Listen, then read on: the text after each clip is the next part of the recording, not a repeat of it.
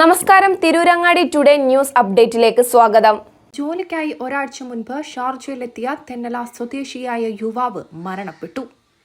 തെന്നല കുറ്റിപ്പാല സ്വദേശി പരേതനായ പറമ്പിൽ മഠത്തിൽ കുഞ്ഞിമുഹമ്മദിന്റെ മകൻ ഷറഫുദ്ദീനാണ് മരിച്ചത്. 42 വയസ്സായിരുന്നു.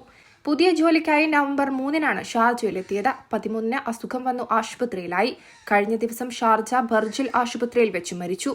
യൂത്ത് ലീഗിന്റെ സജീവ പ്രവർത്തകനായിരുന്നു. മയ്യത്ത് നാട്ടിലെത്തിക്കുന്നതിനുള്ള നടപടികൾ KMCC പ്രവർത്തകരായ ജാഫർ കാരയിൽ, ഫസലു കോട്ടുവാല എന്നിവരുടെ നേതൃത്വത്തിൽ നടന്നുവരുന്നു. നാട്ടിലെത്തിച്ച് മയ്യത്ത് തന്നല അപ്പിയത്ത് ജുമാ മസ്ജിദിൽ ഖബറടക്കും.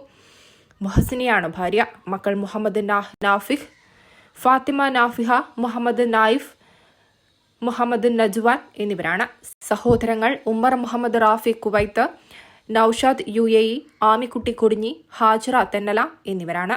News desk, Tirurangadi today.